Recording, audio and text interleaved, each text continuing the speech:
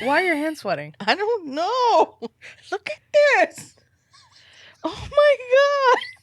What's wrong with you? I don't know. Oh my God. Okay. Are you good? You ready? All right. It's hard to be the first guest. Yeah, but this is nice. This is really nice. I love it. All right, let me start. Hi, welcome back to French Fries and Feelings. I'm Justine, And Natasha. and we love French fries and we love feelings sometimes. Most of the time? Sure. Great. Today we actually have our first guest ever. Yay! Give it up for Lourdes Estacio. Yay. Thank Beep, you. beep, beep, Thank you for beep. having me. Such a pleasure and an honor to be here. How does it feel to be on a podcast right now? It's amazing. This is nice. This is really nice here. All right. I'm nervous. My hands are sweating. Don't be nervous. Don't be It's just nervous. us. Okay. Breathe, So breathe. tell us a little bit about yourself. Well, who am I? I am a female, strong female who has been in the social services field for over 25 years. Impressive. 25 is a long time, right? It is. There's some marriages that don't even last that long, but yeah. That's a whole other Some story. marriages don't even last 25 days. Facts. Yeah, that's another podcast, right? Yeah. Yeah, that's another episode. So, let's see. I grew up in a culture where I observed everyone helping one another. So that was common. My grandmother, my aunts, my mother. So caring and being nurturing is something I was exposed to at an early age. So as I was growing up, I had friends who unfortunately had some dysfunction in their lives, or I came across strangers that would just randomly tell me their lives. And I was like, this is interesting. So I gravitated to social services. I went to Bronx Community College. I got my associates. Shout out to BCC. Yes. I got my associates in human services. And after that, I got my first job as a case manager at the largest SRO. Oh boy. Can you tell the people what an SRO is? Single room occupancy. And what is that? This is where we house formerly homeless people, people who are severe, persistent, mentally ill. We also house low income clients. Many of the clients that lived there were actors or actresses. And then we had HASA clients, clients that live with HIV. And then we have the senior clients that have been there for years. What borough was this in? Manhattan. So it was a mixed bag. Yes. So for my first job coming into the case that's management, heavy. I was hit with dealing with different populations, different personalities, and I must say it was the best experience I've had in my field so far. At that time, things were different. I think we had more support from different agencies, and we had more positive responses then, where actions were taken, unlike unfortunately now where people suffer because there's no correct way of dealing with a lot of the issues that are presently happening right now. So Yeah. That's a lot. Yeah. yeah. How And it many kinda answered my people first were question. in this SRO at a time? I mean, you said it was the largest one. Yes, over 600. Oh my God. What was your caseload like? When we had a full team, it was 30. When we had a shortage of staff, it would be 60 and up often. So Oh, it was very challenging, but I learned so much at that job, and I am so grateful for that experience, for every case that I had, for all the positive and negative experiences that I had. So it taught me a lot. Okay, so based on that, you said, you're thankful for the positive and the negative. Right. Considering that was your first job and it sounds like it was a very heavy situation, what in that particular job made you stay in this field? Ooh, the hard hitting questions. What made me stay in the field? Mm-hmm. For me personally, a lot of the clients that I did service didn't have anyone. Mm. Absolutely no family members, or if they had family members, they were estranged. They didn't want anything to do with that particular client. So I became their only support system, and there were times that I would have to make the call, call EMS, or have that talk with them, or if they got to a point that they were unable to live independently, just advocate for them to be housed in a rehab or nursing home where they can live safely. So those were things that really impacted my work with the clients. And the most important thing for me from the beginning until now is building that rapport with clients, building that trust. Right. Because without trust, you can't assist anyone in this field. You have to Absolutely. learn how to build that trust with a client, especially when you want to service them and provide them with the best services you possibly can.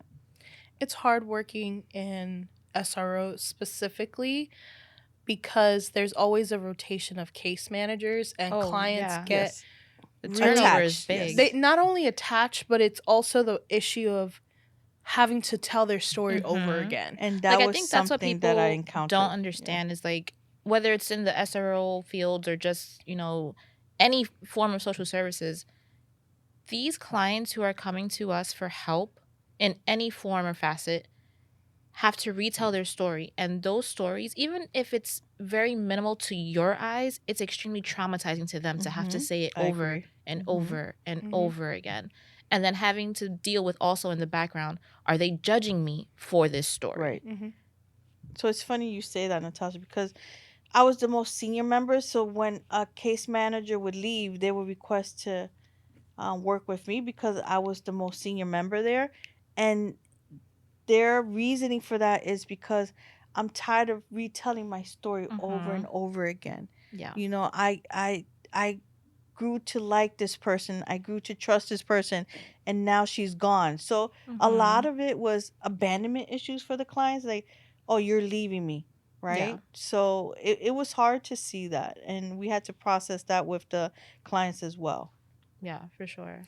So, is there a particular case or client when you started off in your career that sticks out to you? Because you've always told us a lot of stories of your experiences working in SRO settings or social services in the last 25 years, but I wonder if there's a particular case that really sticks out to you. There's many. um, there's two, but this first case was he was an older gentleman. He was a chronic alcoholic. He would drink a pint of vodka, I want to say, every day. Oh my God. Wow. Yes. He was very malodorous to the point where he wasn't allowed to enter the office space because his odor was very offensive, right? Mm. So he didn't have anyone. I engaged him at that time. He was facing eviction because he was a hoarder and his room was a health hazard. How bad was the room? It it was bad. It was bad. It was a health hazard. But I was able to get adult protective services in place. They did approve his case. They were able to deep clean his apartment, so his housing status remained stable. But there was things that he was doing to demonstrate that he was making not very sound judgments for himself. So we went to court, and he went before a judge. I remember I was present before the guardian hearing. The judge asked him certain questions. He was coherent, and basically the judge felt that he was competent enough to make his own decisions. So right after that, I will say a month later, he passed away, and they Mm. found him expired in his room.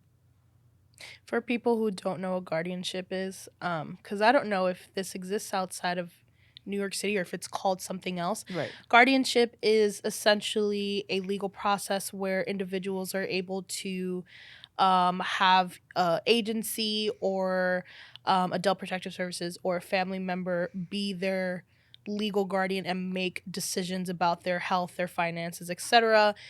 Given, any issues with them, it could be mental health based, it Right. could be Mm-hmm. physical disabilities, mental disabilities. It essentially allows people or organizations to protect the well-being of people. Correct. And I have been through Article 81 proceedings, Mm-hmm. so I know how challenging it is Yes. to Mm-hmm. Even get to essentially, that point. yeah, to not only that, but to prove that this person really can't take care of Correct. Yeah. themselves. Yes. Because no matter how much evidence we have, right, to show Mm-hmm. this person cannot care Right. for themselves or Mhm. make the correct decisions, it is the court's duty to make sure that they always uphold the person's rights. Correct. That's the number one thing. Yes. Right. But even just to get to that point, like starting from the case management aspect, working its way up, from my own personal experiences as a case manager, just to get APS involved and to actually take the case Yes. is frustrating Mhm. and extremely time consuming. Correct. Because you can go through 3 to 4 APS workers for that one case, and someone may or may not actually do what's needed and take the case. And then it's still a matter of you advocating for guardianship, because obviously as a case manager, you can't do all the things. Yeah. The APS worker can't do all the things.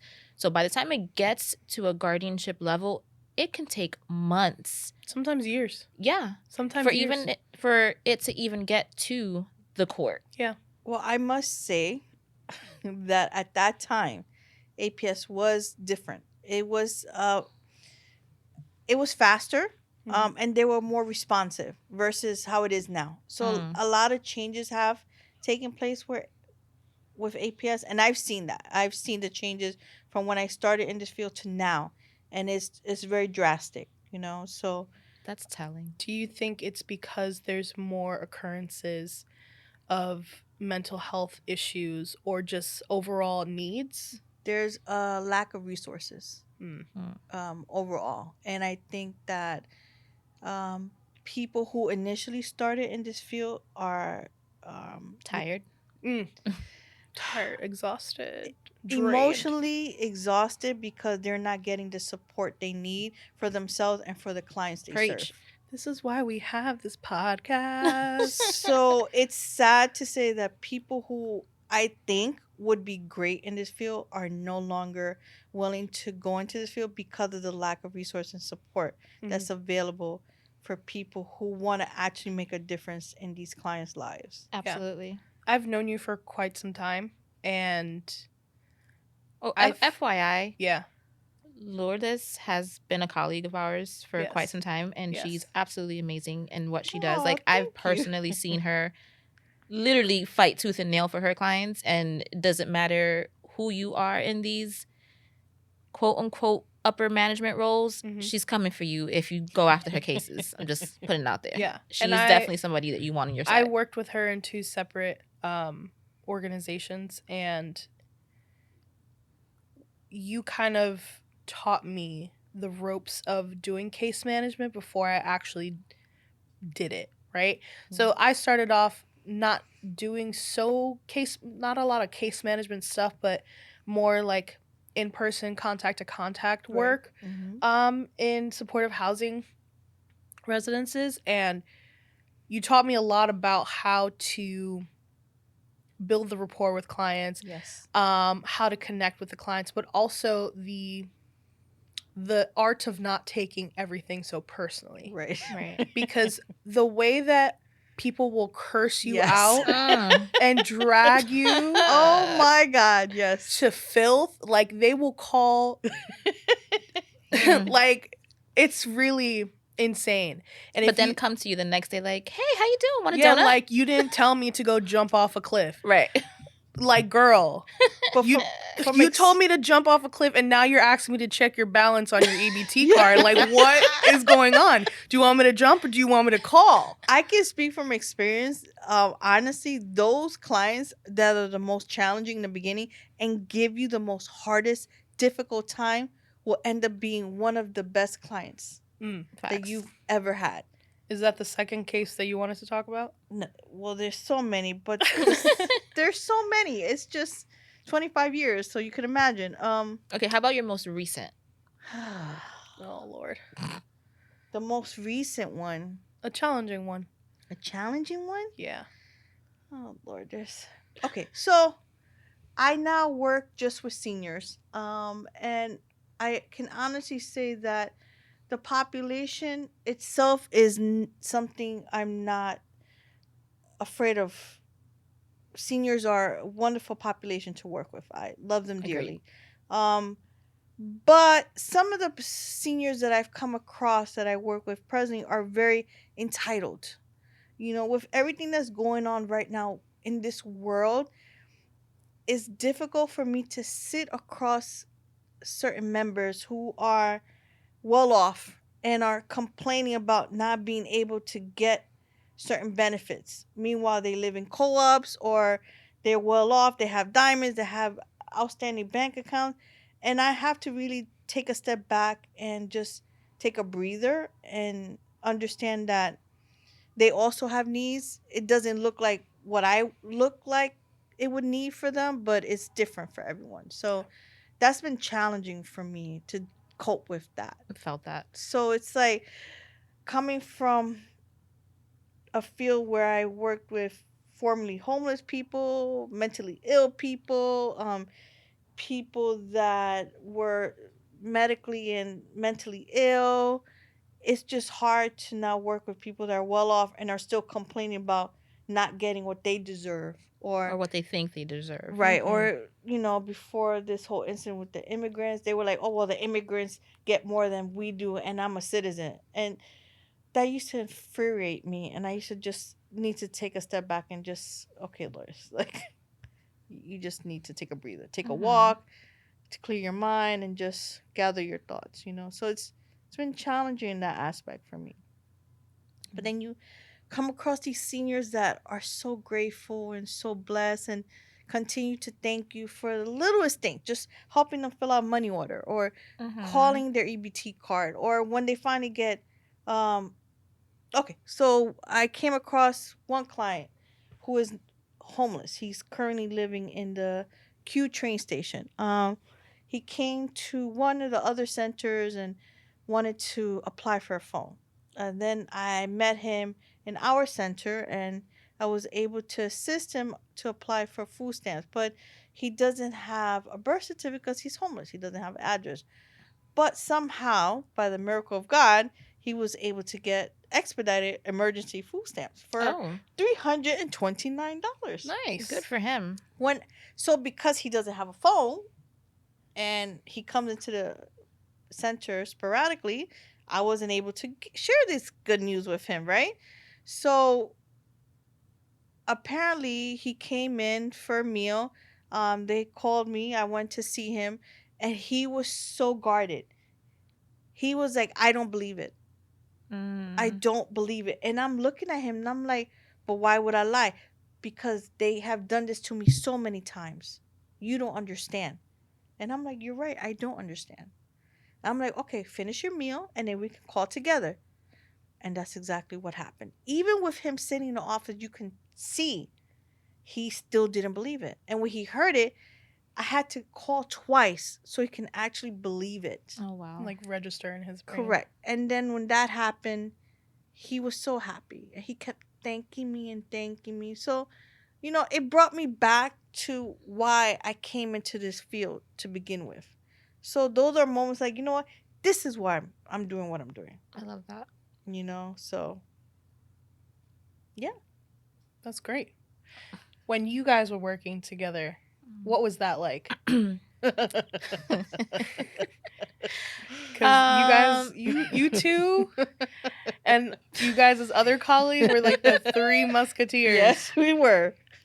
People hated to see us coming. That's for sure. Mhm. Um, it was great. Because when we started within a few months of each other. Yes, we did. And I remember, because I was still so new, like I was still like getting to know the agency, getting to know the staff, and so I wouldn't say I was guarded, but I was just like very mindful and just observant of She was people. definitely. And I this lady rolled in like, "Hey, how you doing? What's going on?" And She is very loud.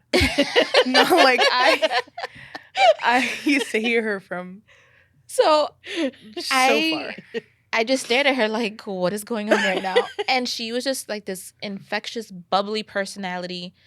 And we hit it off instantly. Yes. And then once I saw like her work ethic and her, which I don't find much. Like I've been in this field for 16 years now, 17 maybe. And aside from myself, I have rarely found someone who is willing to ask for help. Like the smallest thing, even if she learned it 10 years ago, 10 minutes ago, whatever the case is, she wanted confirmation in what she was doing, and she was going to get it any way possible. Correct. She didn't care if she was asking a fellow case manager. She didn't care if she was asking her supervisor. She didn't care if she was asking the director herself. Like, she was going to get the information she needed in order to help her clients. And that's on advocacy. Yes. Absolutely. And like I said, like so many people come in, whether it's this field or any field, with the mentality of, well, I went to school, I got my degree, I know this information based on scenarios or case aids or whatever the case is, and they come in with this type of arrogance that it's just like, well, I know that already. Correct. I know how to do that. Yeah. But it's just like, okay, you know how to do it on paper, but when you're out in the real world, guess what? Whatever you learned on paper does not different. apply. Totally different. So for her, it was a matter of, no, I know how I did it yesterday for this client, but that exact same scenario does not apply to this client. No. So how can we make it work? Mm-hmm. And I love that. And I loved that she not only encouraged her clients, she encouraged her staff. Like, no matter the day, if she saw your face, you could have just been tired that morning and needing a cup of coffee. What's wrong? What do you need? I'll go outside. I'll get you a cup of. Cause she like, will go outside. Yeah. She will go get you an iced coffee. Absolutely. But then the second you ask her what's wrong, nothing. I'm fine. And I'm like, ma'am. My head hurts. My stomach hurts. I need an iced coffee. I'm hungry. Can we go to McDonald's? I think for me, I learned quickly in this field that you can't do it alone. Facts. You really can't do it alone. It takes a village, but it takes a team to actually just work together. A cohesive team. Yes, and that's, I feel like there's strength in numbers. I've always said that, and I stand strong on it. There are strength in numbers. Right. So where there's unity, there's going to be success. You know. Speaking of unity, so what are the attributes of a good supervisor? And I know you have been in supervisory roles before. Mm-hmm.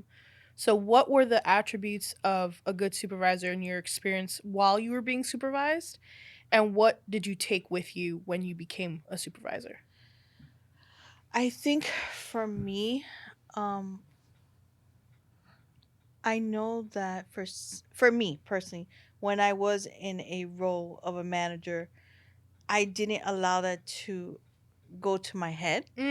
Say that one more time for the people who are listening. Say that one more time. So, because I don't think people understand that when you work in social services and you're given a promotion where you get to oversee people. Correct. Oh, instantly there's like a crown over their heads. Oh my God. That no one else sees. For some, not for all. People think True. they're untouchable. Some, not all. Okay. You're right. True.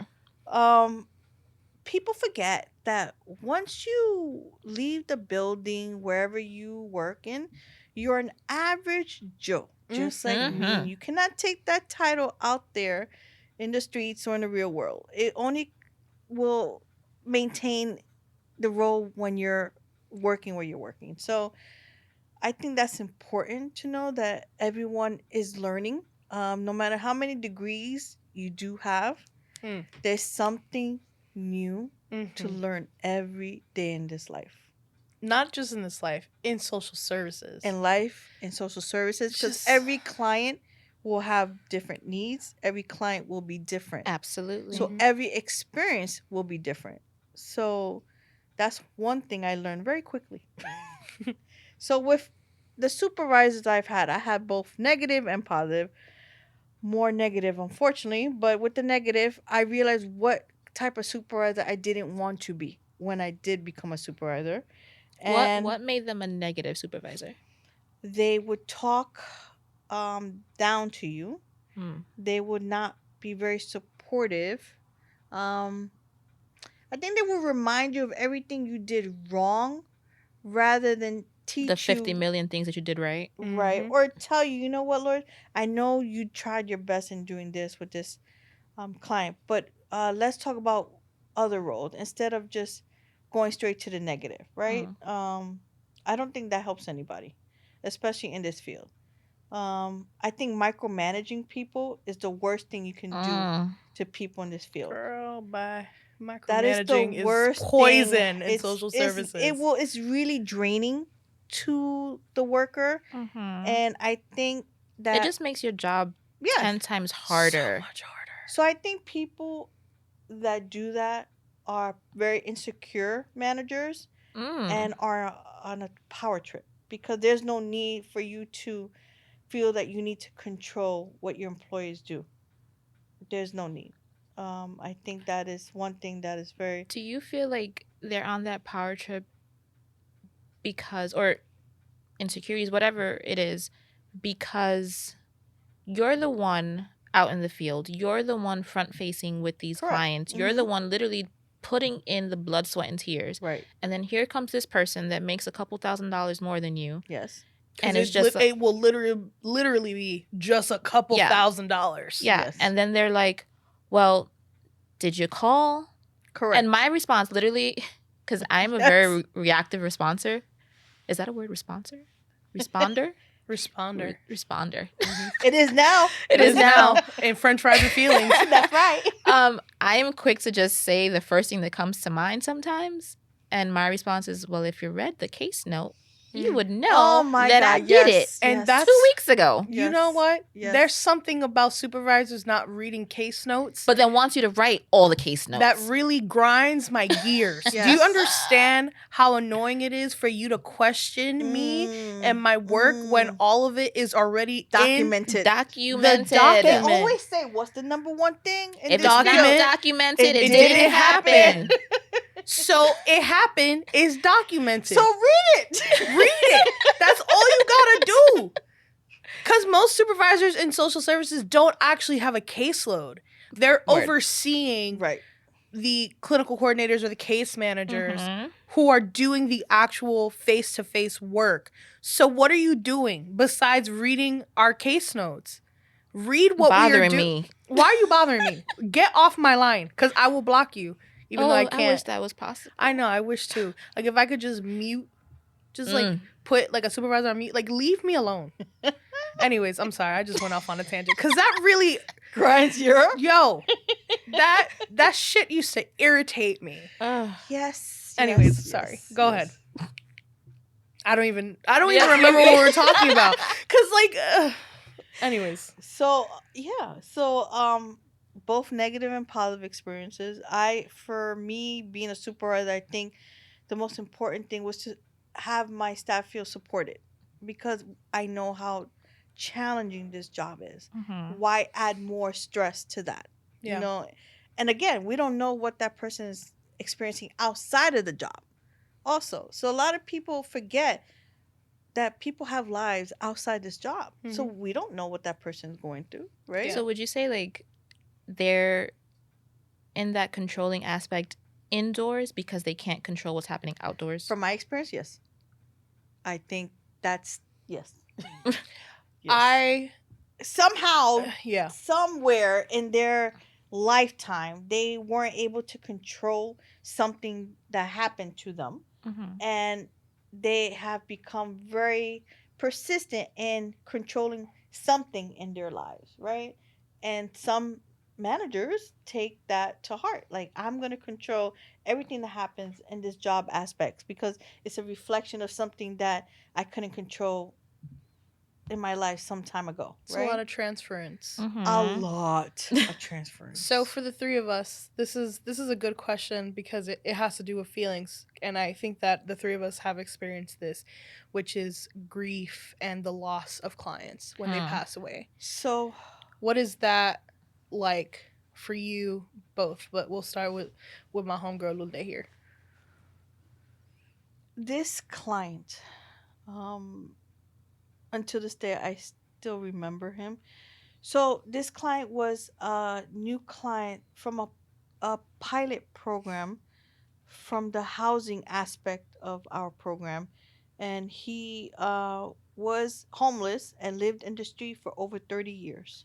Wow. Wow. So, of course, they gave him to me. So even the mere thought of having a physical key to his room was very overwhelming for him.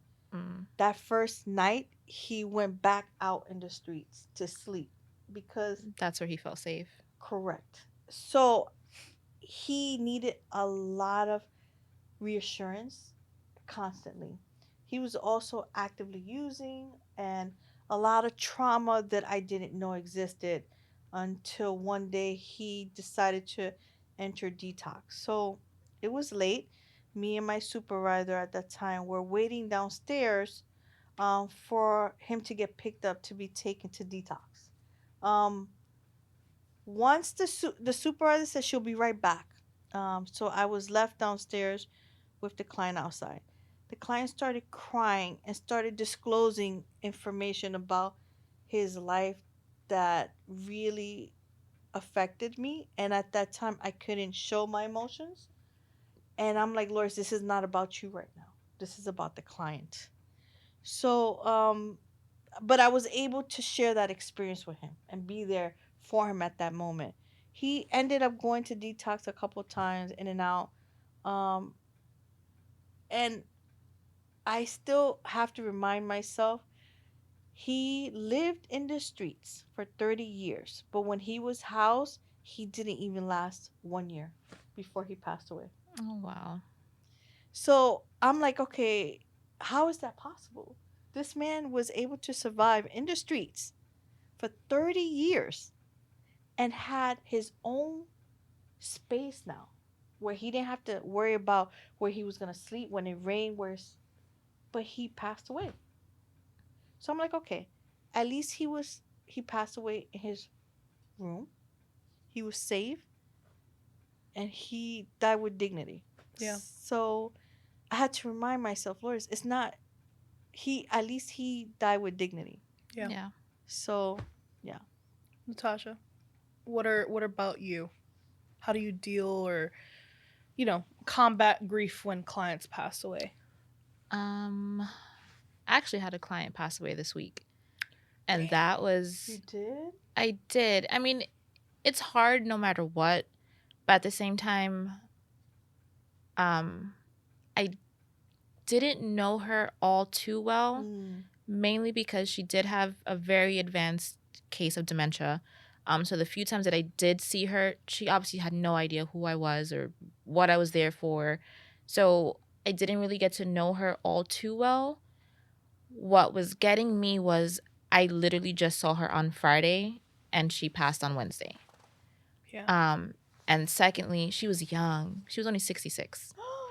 She was very young. Yeah. And that got me. One, she was young, yes, but she's the same age as my parents. Oh wow. So it kind of, that correlation was, Mhm. that was a lot to take for me. Um, but how do I deal with grief with my clients? Um, I think it's a case by case situation. It is. I agree. Like I had said a few episodes back, like I had that one client that was just very, very close to Mhm. me. So that was very hard. Yes, it was. But in a situation like this, again, it's hard because of specific things. I want to say, had I known her prior to her diagnosis, the tables could have been, the information could have been different. But it's definitely a case by case situation for me. I agree. For me, my first client death was like 6 months into me being a case manager. And I was 22 years old. Ooh. Working full time at NYU for grad school. And this particular client was the most difficult client in the organization. And I think, Lula, you know a little bit about this client because he was at a different program and he basically got transferred to my program that I was working at the time because he was so difficult. Wow. And he had borderline personality disorder. He was a recovering crack addict. He had end stage renal failure. Oh, he had all. So he was these, just going through it. Yeah. He had all these health ailments, but he was so angry. He was such an angry person, but the only person that he would actually listen to is me. And I knew that I was going to have to step down from my role as case manager because I had to start internship and I wasn't able to do my internship at my job. And the last time I saw him, I had to tell him that I was preparing to leave, but I would still be working here, part-time, but I wouldn't be his designated case manager. Right. And we had such a close relationship that there's a lot of things that he told me that he probably never told anybody. Like his experiences being on drugs and abandoning his children and all of his like failed relationships. Like there's a lot of things that he resented himself for. There's a lot of things that he resented his family for, his previous partners. There was also a lot of ways that he was trying to make up for it in that space and time. So he was very focused on like getting his health together. He reconnected with one of his daughters, and like he was just trying to be an active role, like an active person in his children's lives at the time. He was, going on interviews for like his own apartment. Like things were going so well for him. And when I told him that I was getting ready to leave, I kind of felt guilty because I felt like I know what it took for him to get to this place where everything seems a little bit more stable. And now I have to tell you that I'm leaving. Yeah. And we have such a great rapport that he didn't even like talking to my supervisor. He was like, I don't want to talk to her. I want to talk to you. If you're going to do if I need anything done, it's going to be you. Yeah. So I remember I went to his apartment. I had that conversation with him. That must have been on a Tuesday or Wednesday. And he was found deceased in his room Saturday. Oh my. And the reason why we knew something was up was because he missed 2 medication? No, he missed 2 sessions of dialysis. Oh. So immediately once you miss a second one, it's an automatic red flag and like there's like immediate notification like, hey, this person's been coming. And I really took that to heart. I internalized that because a part of me felt like it was my fault. Right. Like he just couldn't handle the thought of losing something else when things were going so well that he just like gave up. He didn't go to his appointments and like it took me a while to get over that. And I think with more professional experience, I learned how to not internalize experiences like that. Because at the end of the day, like when you really look at it, like he was very ill. Yeah. Right. Very ill. It could have. That's the reality. Yeah, that's the reality. Like he was very ill. He was very depressed. He was very anxious.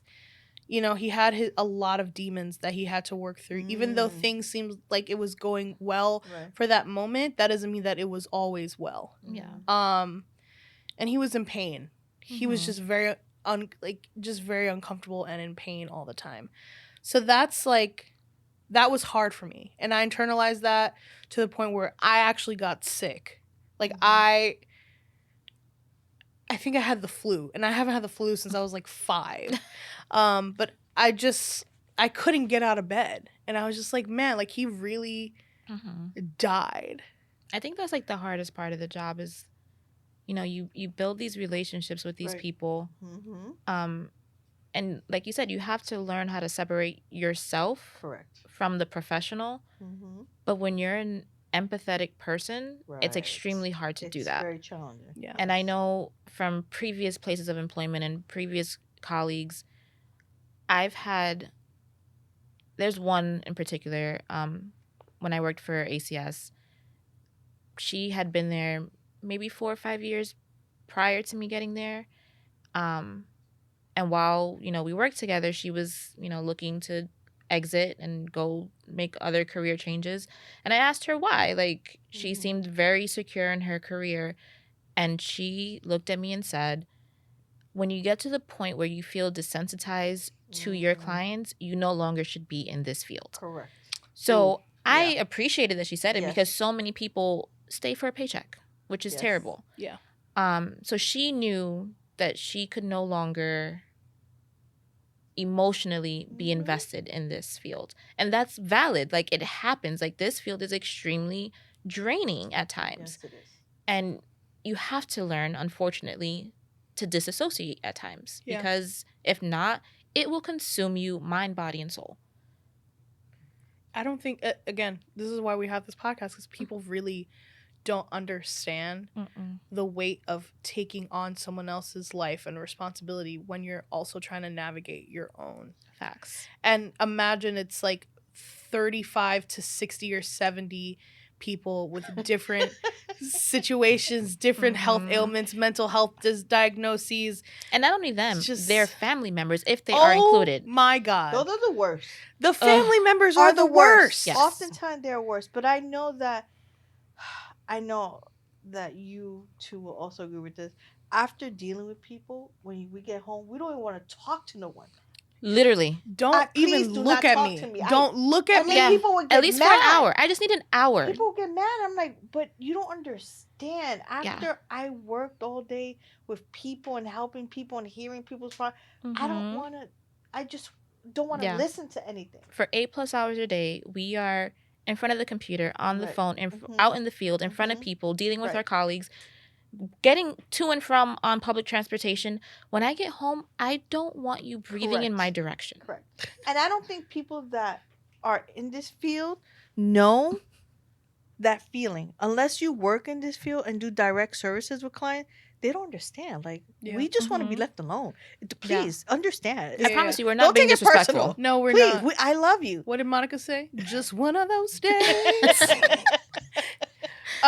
So for just a final question about your experiences, what direction would you like to see this field go in? This field is in social services. What direction?